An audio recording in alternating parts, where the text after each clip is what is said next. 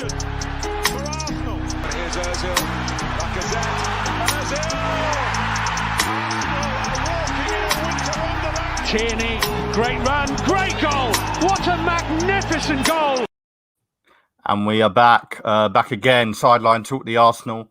I'm back with my brother, Arsenal Presser. It's the end of the season, so I thought it was only right to jump on, just go over some things. I'm going to be inactive for a while on this feature, at least anyway. Obviously, the season's ending.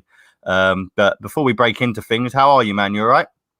Yeah, man, I'm good. Man. It's good to have a lockdown ending soon. You know, season's coming to an end, this awful season. But yeah, man, good, man. How are you?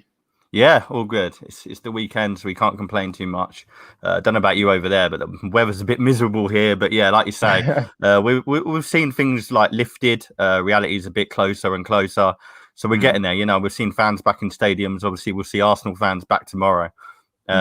Speaking of which, I mean, I guess we'll start there, really. Like, fans have obviously been away for majority of the season. It's played a small part on some team performances. Some more than others. But apart from that, I just want to obviously reflect and ask you what you think elsewhere has gone wrong for Arsenal this season. Where do you think it's all sort of collapsed? Oh, man, it's been a shambles, man, from head to bottom, you know, from top to bottom, you know. I think our biggest problem this season, man, has been chances created, really. You can see, obviously, you know, people point the finger at Aubameyang and Lacazette, our striking options, but you know, the amount of chances we create has been literally bottom tier. This is literally a season of two halves. You know, obviously the first half of the season, if you look at from September to December, we were like 15th in the league on the average position. Yeah. And then if you look from Boxing Day, you know, we're literally third in the league with third amount of like for goals scored, we're third for like the third best defense in the league as well.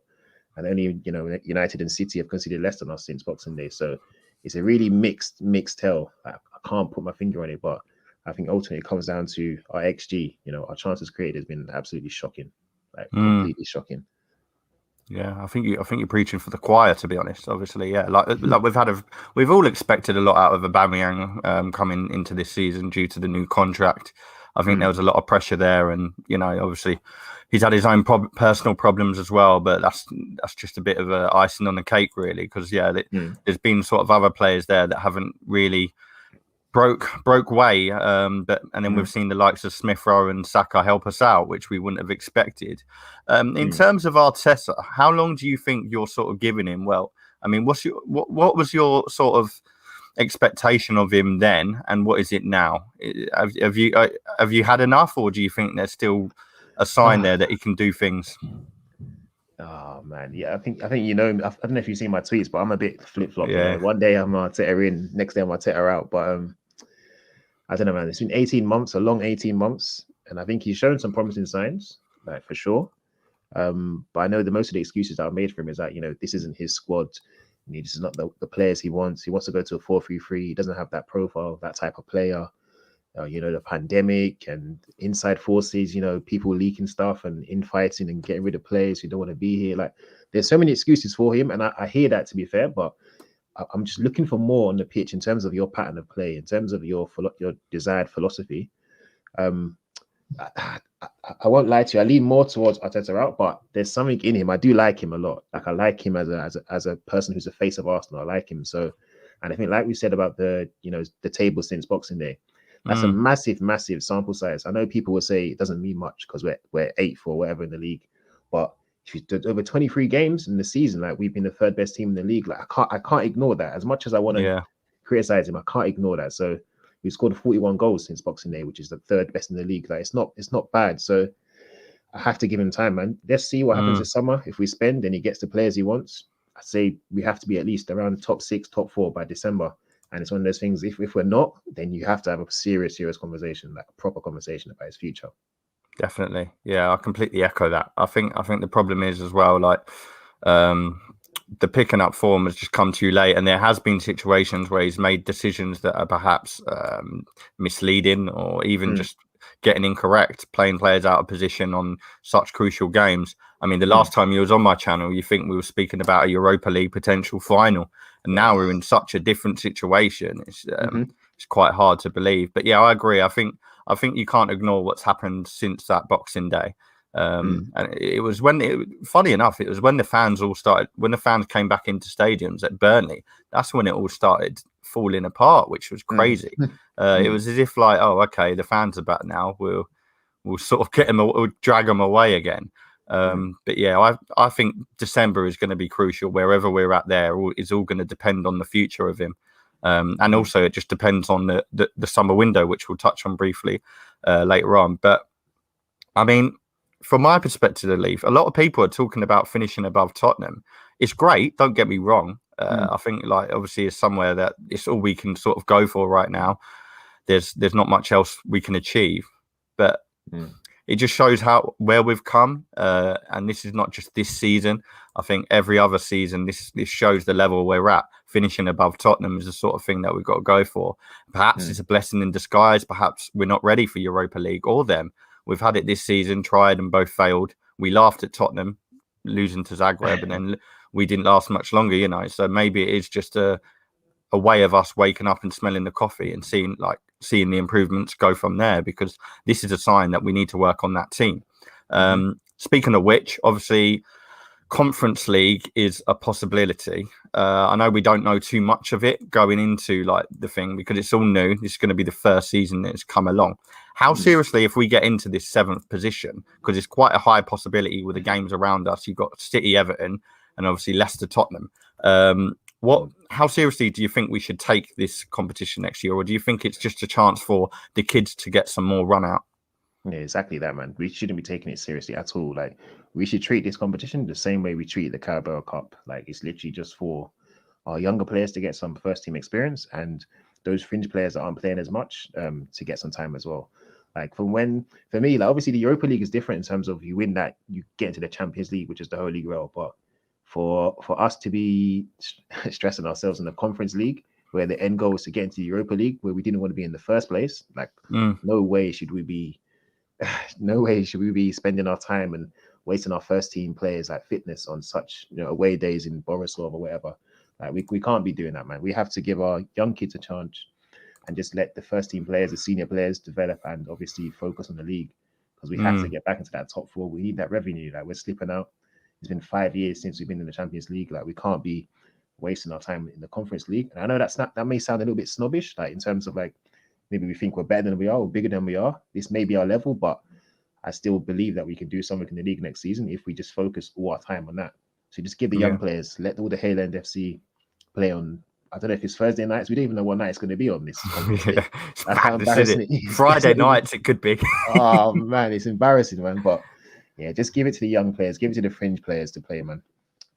People like Aziz and stuff as well. It'd be a good challenge for them, because I mean, but the problem is as well, if you look at some of the teams that are in it, I know we went on my channel, we went over this previously. Teams like Roma could end up in this competition. So I tell you what, if it is the latter and it's the Haaland boys and, you know, people like Joe Willock stick around, or even Reece Nelson, if they're going to be played in this and they're up against your Roma, well, I'll tell you what, I know it's going to be a good challenge for them, and a sort of good test to see if they are ready to play in that Premier League, because if like a lot of teams have sort of slipped in other leagues, so it could be a big test for those, because they're going to come up against us or whoever it be in the Premier League, whatever team finished in that 7th position, they'll be up against maybe tougher teams than what they expect. I just think, like we said this before as well, the name of it just says everything, doesn't it? Conference League. They haven't exactly thought much on it. They've just made it look as absolutely poor as it is. And oh man, I agree with that. I think it is just a good time to let the kids have that 90 minutes of football. When if it gets embarrassing, you've always got people on the subs bench. You know, like I don't know if they're going to do it, if it's going to be a 5 substitutes like they've been doing in Europa, or. But I think why not at the end of the day? Because all you get from this is is a position in the Europa League anyway. And if we're aiming for that top 6, top 4, we're going to get one or the other. Like so, exactly. It's a tricky one, because it's good.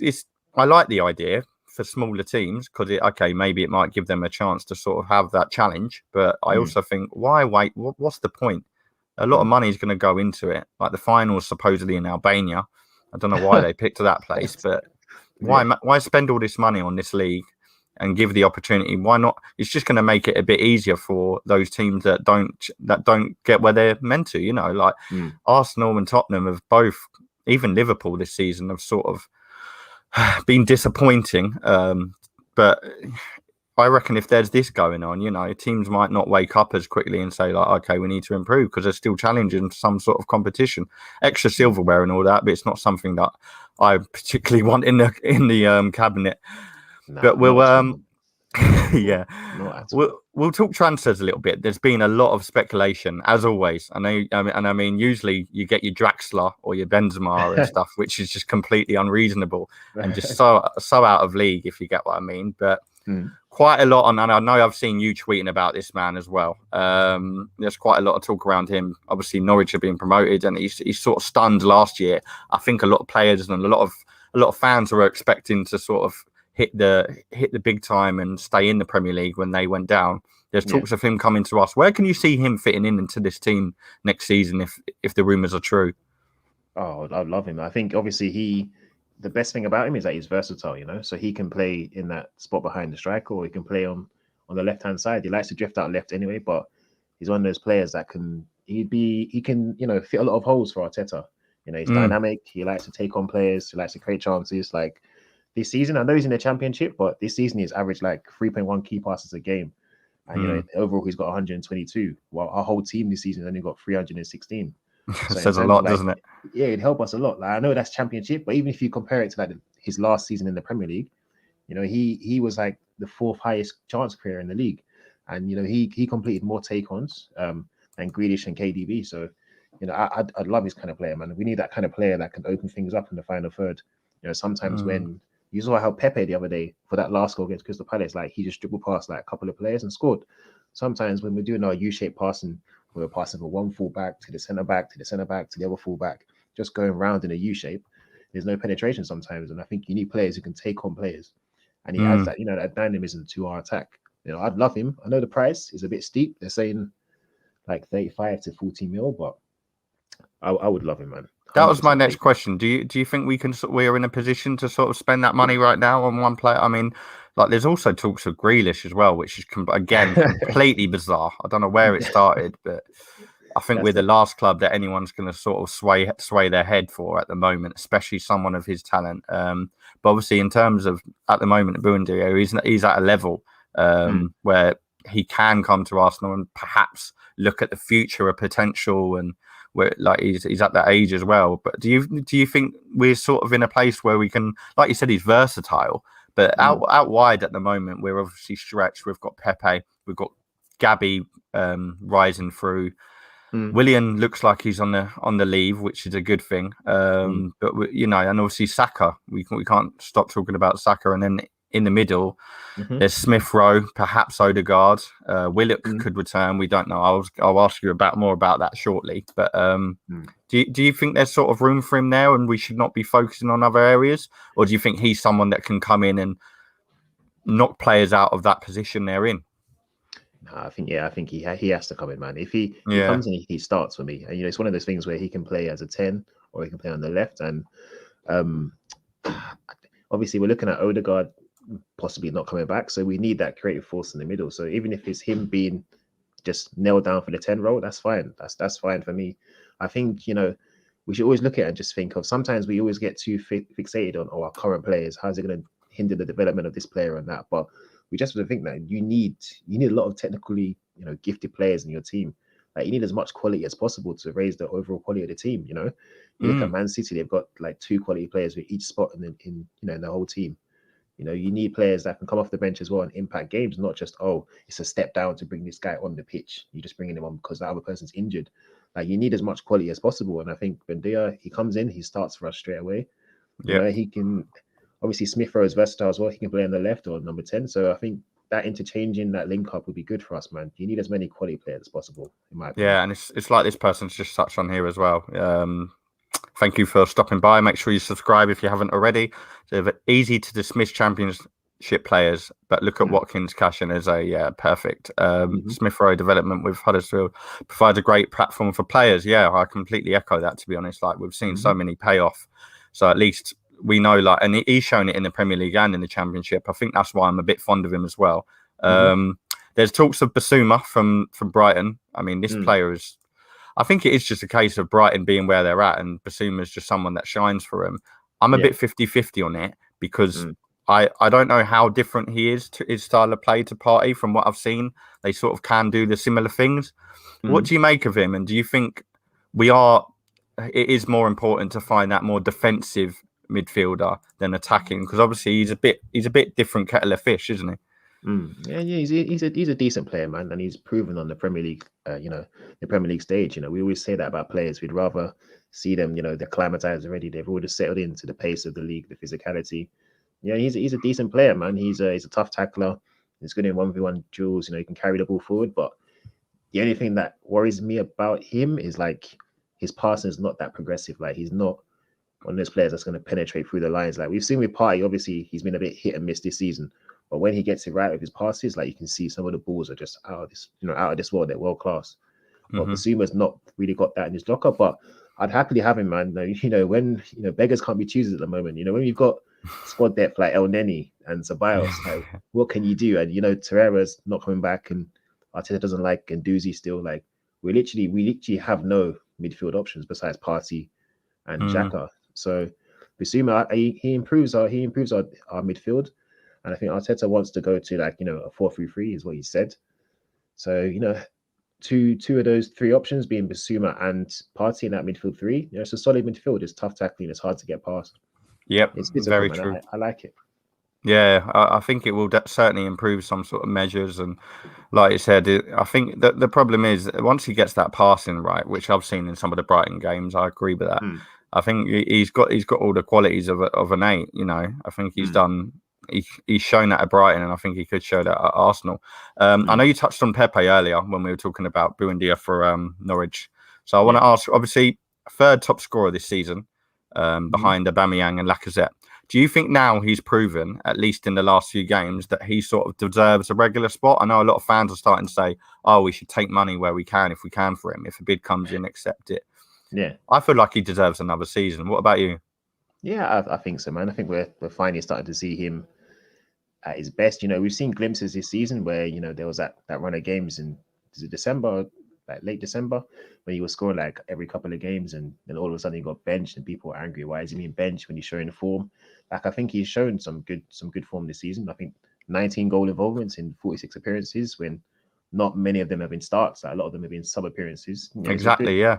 It's a decent return. I think we always judge players because obviously he was a £72 million player. And it's not his fault that that price tag was put on his head. I think maybe he's more a 40 or 35 million pound player. And if that was the price we originally paid for him, I think people would be very happy with his performances this season. And I think he's doing well. I think Arteta came out after the game on Wednesday and said that, his mindset has changed, his mentality has changed. He's looking more forward to the video replay sessions. He wants to learn more.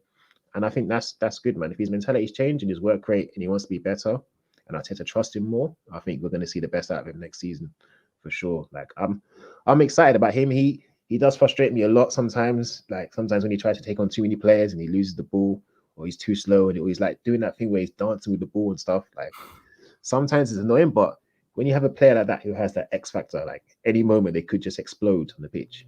Like you need as many as possible, man. And I think he's a good player, man. He's going to do well next season. I've got a lot of stocks in him. I've got a lot of faith in him as well. Yeah, I feel the same. I think you put a few better players around him.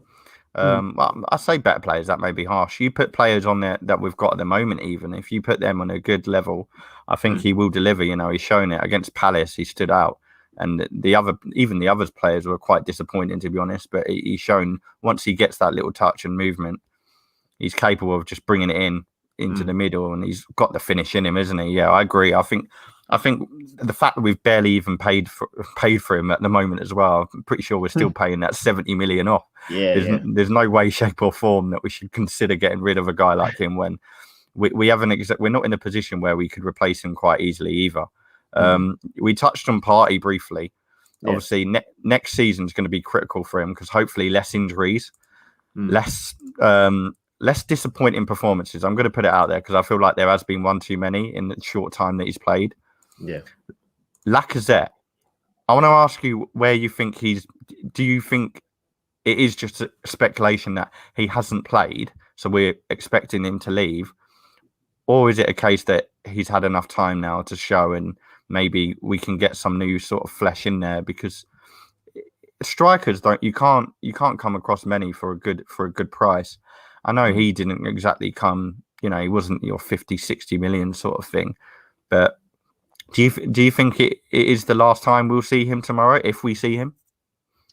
I think so, man. There's always conflicting reports though. Some people are saying that they're going to have talks at the end of the season about his contract, and others are saying he's been offered a contract, and others are saying he wants to go to Roma or Atletico Madrid.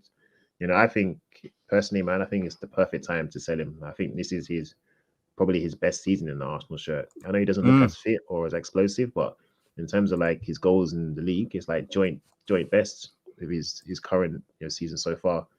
And for me, he's going to be 30 like next month.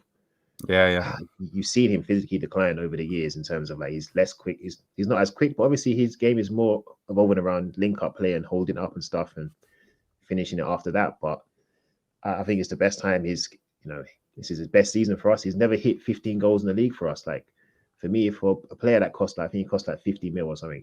For me, that's not good enough. And I think we cannot make the same mistake of offering him a new contract. Yeah. For a striker that's not hit 15 goals in the league for us, it's not good enough, man. And I appreciate what he's done this season. Like while Aubameyang's been having his issues and not been shooting on all fronts, but he stepped up a little bit. But I think it's time to move on from him, sell him. He's only got 1 year left on his contract. Just get rid of him now. Not in a bad way. Obviously, like when you say get rid, it sounds a bit dismissive. But I think it's time for us to just sell him while his value is probably as high as his value will be in a while. So it's the best chance to do. Definitely, yeah. He's like you say. Second top scorer in the season that we've had. It's not bad. I don't think like 14 goals is the expectation any of us fans have, but you can't knock him because he provides that little bit extra than goals as well. Obviously, I think last time we spoke, there was a lot of talk of Odegaard, and a lot of people were sort of saying we need to make sure we sign him. We need to do this. We need to do that. Like there was talks of Real Madrid, hoping that Real Madrid don't win the Champions League, so that Zidane leaves. Hoping they win the Champions League, so that Zidane leaves and that Odegaard stays at Arsenal. Now, I've read some different opinions. A lot of people have changed their mind on him. Do you think it is imperative that he stays at Arsenal, or do you think Smith Rowe is capable of doing a similar job to him, or even your Buendia that we touched on earlier? Because obviously it's going to be a high price, isn't it? I think with Odegaard, I think he's a quality player. Like I do like him. I like his style of play, and I think obviously growing up watching Arsenal, that kind of the kind of creative, silky players, technically flary players and stuff, man. I like them, man. I think Odegaard is a very good player, but for the price they're asking for, like you see the reports around like 60 mil or something. Like I would not pay that for Odegaard. Not because I don't think he's worth it or anything, but in terms of for us, like in terms of the money we have, we can't afford to spend that amount of money on that kind of player. Like he's a good player, but I asked this yesterday on Twitter. I was asking people in terms of what kind of player, attacking midfielder, do you prefer? Do you prefer the Ozil/David Silva type, the creative players, or do you prefer like the Frank Lampards and Bruno Fernandes, who may not be as pleasing on the eye, but they get you goals and productivity? And I think when you have a player like Buendia, who's in the mix, obviously he's kind of in the mix of both of those attacking midfielders. Like he scores goals and he creates, but when you have a player like that for a cheaper price, I think you have to go for Buendia over Odegaard for what we need in this team. Yeah. Odegaard's a quality player, man, but we need players to drag us out of the mud at the moment. We need players to make things happen in the final third. I think it's Odegaard, like you say as well. Yeah. The price tag that is supposedly what he's worth, it's pushing it way above it's out of our reach, to be honest. Yeah. I think we just need to sort of be a bit more realistic and he's been good. One thing I hope we stop doing is these loan deals, because they never pay off. Well, I was going to say I'd take him on another year loan. I'll take him. Like for me, like I said before, like I always feel the more quality you have in the team, the better it is. That's true, though. Yeah, simplistic to say, but I'll take him. Like if Real Madrid want to give him for another year loan, I'll take him while we sign Buendia as well. Keep ESR in the team. That's a lot of attacking options, a lot of creativity in the team. That is true. Yeah. That's the thing as well. Like if he isn't gonna, like, what I wouldn't want is a whole season around him, right? Where we play it around him. He's that pivotal player. He's got that role, and we're building a team around this player, and then all of a sudden, wish he's back in Spain, drinking, having his siestas and what have you. And it would just be a case of back to square one. Like, I want to see us actually build a team around players that are there to stay. But I mean, you can't argue that if he delivers like he has shown in some performances, I think any fan would keep him, to be honest, for another loan. But it'll be interesting to see if that happens, because I think Real Madrid need to start, keeping hold of their young bloods and their young flesh. And if he can do it in us, let's be honest, La Liga is a complete different situation than the Premier League. But I think he's a fool. I think Zidane would be a fool to sort of keep loaning him out, because you either sell him or play him, because the money's there. And as he gets older and older, we don't know how much better he's going to get or whether he's going to stay where he's at. Some players do. Some players just don't hit a peak.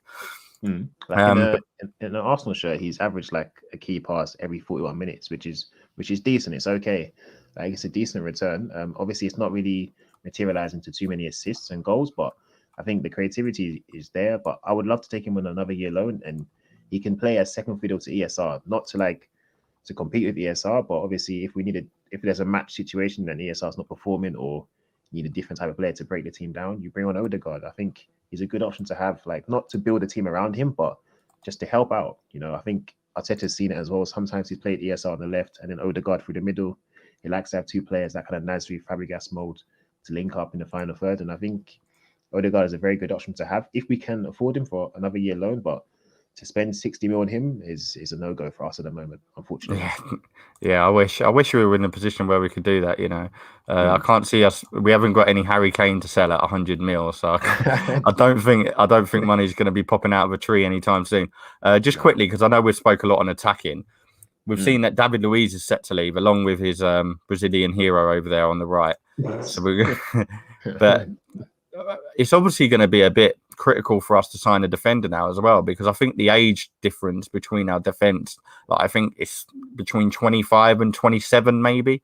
Obviously you've got Gabriel, who's new, and he's important, but at the moment he still hasn't sort of settled in as much as what we'd hoped. What sort of, is there any sort of centre backs you can see actually shine? Because obviously Brighton themselves, I know we spoke on Bissouma, they've got quite a good centre half in Lewis Dunk, and even the other lad. But do you think we should be still relying on the likes of Holding or even Chambers? We've seen Chambers get given an opportunity in the centre half. We've seen Pablo Mari sort of work there. There doesn't seem to be a balance. Obviously, a centre half like David Luiz, I know he's not the greatest, but this season, like we spoke on with Lacazette, it's probably been one of his best, because he started making these errors, and we all said, right, Chelsea flop, another one. And then Willian came, Chelsea flop, another one. But this season, David Luiz has started to show what he's capable of, and that the 9 million or whatever we paid for him was actually beneficial. Do you think we sort of need to now find someone that can work, or are you with the Saliba team? Because I know you tweeted a picture of him earlier, but can you see Arteta using him as a first team basis and maybe trialing that Gabriel and Saliba partnership out for the foreseeable future? I really hope so, man, because he's been performing exceptionally at Nice, from January and then in Liga on. Like, he's been doing well, man. I think obviously the hype about him before we even signed him, I didn't know who he was, obviously, but when you start to read the reports and scout reports and people raving about him, he was the one that was looking exceptional in the youth team. He was the leader, apparently. And even when he came into the first team, he didn't look like he was out of place at St. Etienne. So for me, I'd love to see him. Apparently a lot of things that happened to him. There's unconfirmed reports that, he lost both of his parents, and that affected him personally. And obviously him and Arteta apparently didn't see eye to eye. Like, apparently Arteta watched him a couple of times in training sessions and didn't deem him ready enough. That's what Saliba said. He didn't really feel he got a chance. So I think there's definitely some mending to do on that relationship, because maybe the player at the moment feels like he's not loved or anything, and Arteta doesn't. Arteta, maybe, I don't know. The man managing side of it seems a bit off, but I hope he gets his chance. He's a very young player. To have a centre half pairing of Gabriel and Saliba is risky in the Premier League for sure. But I've always said, man, if you're good enough, you're old enough, and you need to give them time to build that chemistry. Because I think our defense has been okay this season. Well, it's been okay in terms of the amount of goals we conceded. It's not been that bad. But when you look at the profile of the player, when you see that when David Luiz is out of the team, we struggle to play out from the back. That we can't keep doing that for next season. Like if Arteta wants to play this way, we need players who can play out from the back. And unfortunately, Rob Holding, I think Rob Holding is one of those players. He's a good low block defender. Like if you put him in a five-man defense, back to the wall kind of stuff, always clearances and interception and stuff, he's decent. He's okay. But when you want to be on the front foot, you're pressing, you've got a high line, you need someone to play out from the back, play those balls over the top as well. He's not that player, and I think we've missed David Luiz in that respect. So, Saliba, I think, I don't know, I can't remember the stat, but he was very high in the charts in terms of like passes completed in Liga On since January. So if he's that type of player that can play out from the back, he's good under pressure, can see a pass, I would love to see him, man. And we also got the situation of Mavropanos. I don't really know much about him, to be honest. Yeah, that's true. That's true. Like we've got these players out online that I don't see why you don't give an opportunity. Like what someone touched on a short while ago on the championship thing. Even when these players go out to League One or whatever, Serie A, sometimes they smash it, and you just think, well, why not give them a chance? If the players we've got at the moment, like you said, it's not been terrible defensively. I don't think it's that we haven't conceded the most amount of goals this season more than others. I think it is just a case of we need something new there, because he doesn't seem to know what he's doing with Gabriel Holding Maria. I know there's all this talk of how he don't like playing two players out on the left together. I don't get why. Like, where has that come from? When have we ever known of that? Like when I played football when I was young, I'd never know of a case of, oh, you're not playing next to him, he's got the same foot as you. Why? What's the difference? I can use my right. Like, exactly. You're not if you're a striker or something. Yeah, it may be a little bit different because you got to dribble the ball and you may like to take it in, like how we've seen Pepe play better on the left because he goes onto the right. But I don't know. I think it's going to be quite interesting to see how many of these players that come back off loan are shifted. Obviously, I'm expecting your Maitland-Niles, like you touched on with Torreira. I don't know if he'll get rid of Torreira and Guendouzi, because I think it's quite a lot to ask for in one summer. I think he will, man. I think obviously that's a lot of situation. That'll be a good money, though. That'll be some good money you'd expect, anyway. I don't know. I think the Torreira situation, obviously, he lost his mom and he wants to go to Boca Juniors, and he wants to go back to like South America and stuff. Apparently, that's going to be a loan, is what they're saying. Like Boca Juniors don't have money to pay us for Torreira, so they want a loan. And then the Guendouzi thing is, he comes back, he's got 1 year left in his contract. Like, you have to shift him, don't you? Yeah, he's not going to, the way he's been treated, he's not going to sign a new contract 100%. So I think he kind of has to. He's shown the flair he's got as well. Like he's shown at Arsenal and for Berlin that he don't mess about. Like he's not going to be. He's not one of these players that would just do what they're told, sort of thing. And I think he will come in guns blazing and just saying, "Look, I'm gone. Sell me now," sort of thing. Yeah, 100%. I think so too, man. He's at a crossroads in his career, kind of like he's so young, but it's already a crossroads where he just has to choose to go forward. And I think Arteta, that kind of relationship is broken. Like it can't be mended.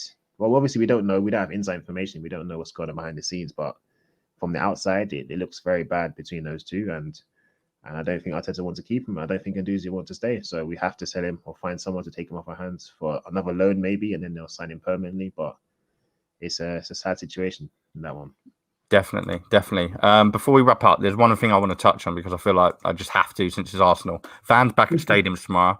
We've seen Arteta make an interview yesterday. I think the statement was that he thinks it's time to move on from the Daniel Ek bid for the good of the team.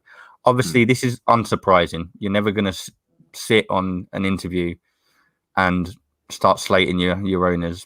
I mean, it's his boss at the end of the day. You can't sit there and be like, keep protesting, keep doing this, keep doing that. Yeah. Can you see the Kroenkes giving in next season? Like, what do you think it's going to take? Because obviously we've seen the new kits come out. We've seen like some new clubber, which has maybe got the fans happy. And there's a lot of speculation on that. If we once we have the break from football, obviously Sunday, there's going to be no football for a while. August, a lot of fans are going to be back in the stadiums again, and it's going to be back to normal. Perhaps the excitement of this may go away. I obviously hope it doesn't, But do you think the Kroenkes are going to give in the end next season? I mean, because it's difficult, isn't it? Because they're so stubborn. Yeah, I think this is probably the most amount of pressure they've been on. Like the amount of scrutiny they've received, since taking over. I know there's been bids in the past that have been rejected, but I think this one with the whole ESL thing, the Super League, the amount of scrutiny and the criticism these owners have got, or these big teams, it's a lot. And when you come in now, someone's publicly on Twitter saying that he wants to buy the club and he's bidding and that, and you got the fans doing massive protests, and you got Manchester United fans raiding the stadium. I think this kind of it all culminates together in terms of like there's a bit of pressure, and I think all the noise they've put through all their PR journalists and stuff, like it's all that Arteta will be backed this summer. Sorry, he will get. I don't know where this £200 million war chest number has come from, but that's the rumors they're saying in terms of like that, and then maybe that includes player sales, maybe, but they're saying around that is what Arsenal will spend on new players this summer. But yeah, he's under pressure, man. It's either you go big this summer and appease the fans in a small way. Obviously, a lot of fans are saying they can't be appeased. That it's time to just get out, regardless of what he does this summer. But I think with football, the short-term nature of football fans and how we change our opinions so quickly. If we go out and we buy 5 or 6 players, like quality players, not just backup, but like quality players, I think a lot of fans will be happy. And all of a sudden, none of this Daniel Ek and Spotify stuff, it will all go away in terms of like what the fans want. But I think the Kroenkes, I think they will do something this summer. I think they have no choice really. Like it's either you appease the fans, or they're going to get angrier when the fans go into stadiums next season. Sorry, it's going to be even worse. Like the protests will be every single week. So you have to. Do you think it will get to a point where the fans stop going to the games? Because I think that is probably where it will start looking like, okay, they've got to look out at that and think, right, we're losing critical money here. I suppose they're not, because people purchase season tickets. If you don't go, that's your money wasted down the drain. But it's a tough one for me. I think it is going to be a case of once August comes around, all these thousands of people, a very large percentage of them, I think, are going to sort of slow down on the movement. I hope they don't. But like you said, if the summer window is a successful one, we get rid of the deadwood and we spend our money wisely. How can you not take that into account and think, right, this could be successful for Arsenal, and we're just going to be hopefully we'll just be enjoying the games, and we'll have our eye off it. We'll be seeing Arsenal up there in the top 4, top 6 position again, and that will just keep us happy. But yeah, like you say, I think a lot of fans are in the position now where they think it's too little too late, no matter who comes in. I see some people saying, oh, sign Harry Kane and we forgive you.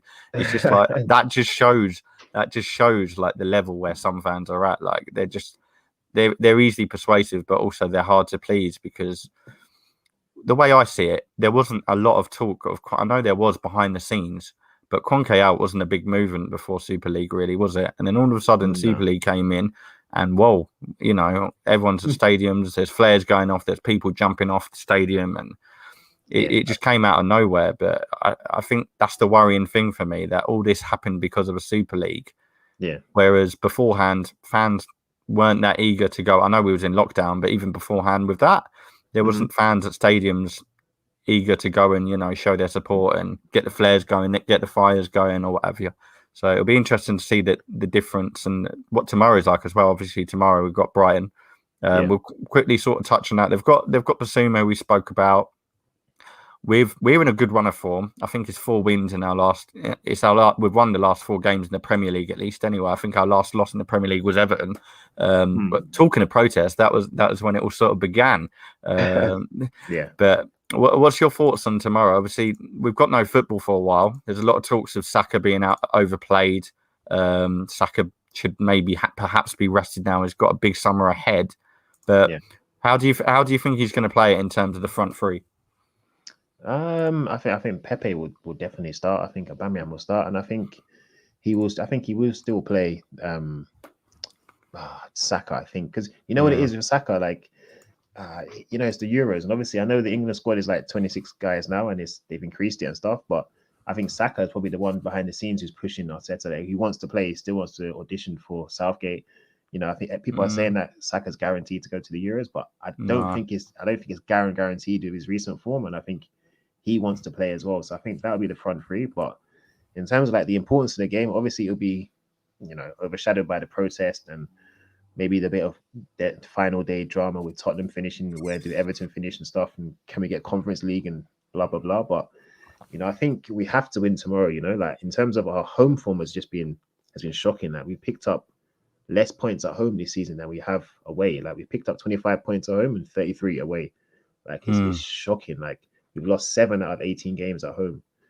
And it's sad to even talk about, isn't it? It's so poor. It's so poor. Like, and I think literally, if we lose tomorrow, I think that's 14 losses for the season, and that's our joint record, highest like amount of losses in the Premier League campaign. Brighton coming off a good game as well. Like they just beat City. I know it was with 10 men, but they played. That was a good performance. And Graham Potter. I mean, I know there's a lot of talk with him in the Tottenham job. I hope he don't go there because I'm quite a big fan of him. He's a good manager.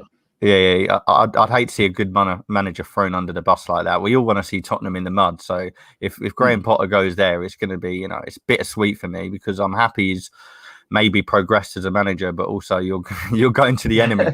But yeah, I think, like you say, the protest is going to be a massive part. Be interested to see how many fans actually are attending the game because there will be some that are cautious of it. Some won't want to go in there and spend their money behind that bar counter and stuff like that. There is fans that just feel like in terms of the new shirt as well. I know you've obviously been tweeting about I think it was the training jacket. It's nice, isn't it? They've done well with the kit this summer. I'll tell you what, the performances may have been horrendous, but next season, hopefully we'll see some better performances and a nice kit. I just wish it was that navy shorts would have done the job for me. Yeah.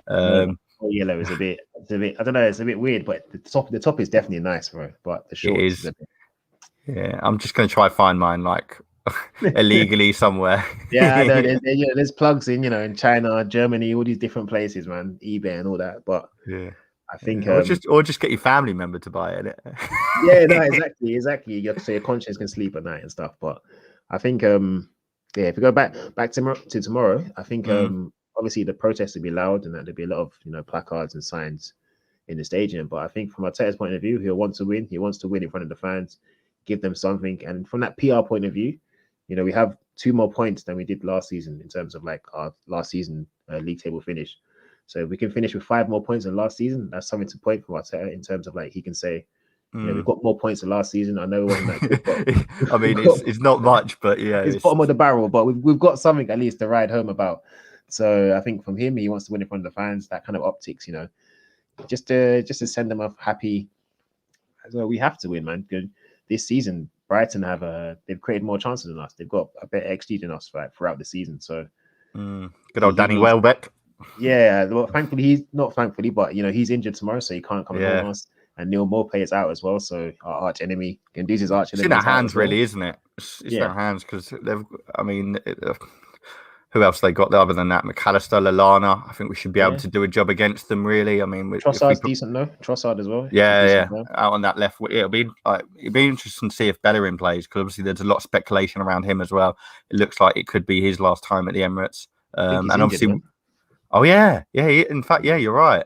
Yeah, because the last, so we won't see him again. But tomorrow it'll be interesting to see. I know you touched on like outside the stadium there'll be a lot of pressure, and inside the stadium how Arteta's going to want to do that job and get those 3 points.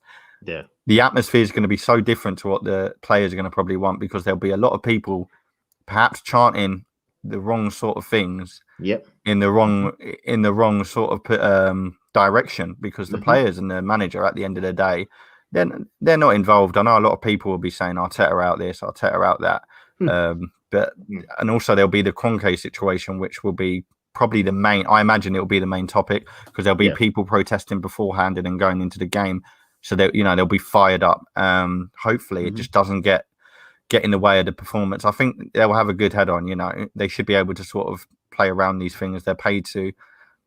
I just hope the fans just don't go heavy-handed. We've seen it happen at United, and as much as I'd like to say I have faith in the Arsenal fan base, there are some where I question and I just think, what would you do to get a little 2 minutes on television? Do you get what I mean? But hopefully it's the right result and we finish on a high. And if we finish above Spurs, even better. But thank you for coming on, mate. It's been a big pleasure again and a great chat. I know we'll probably do some stuff next season as well. If you haven't already, make sure you go and follow A Presser V2. You can see it below there. Arsenal Presser. He's got some good stuff. And we will be back tomorrow night. Sideline Talk will be back tomorrow night for the last roundup. If you've watched, thank you for watching. If you listened, thank you for listening. Make sure you hit that button and subscribe if you haven't already. The season is almost over and we'll be back soon. Cheers again, mate. Nice one, bro. Take care. Cheers. You too.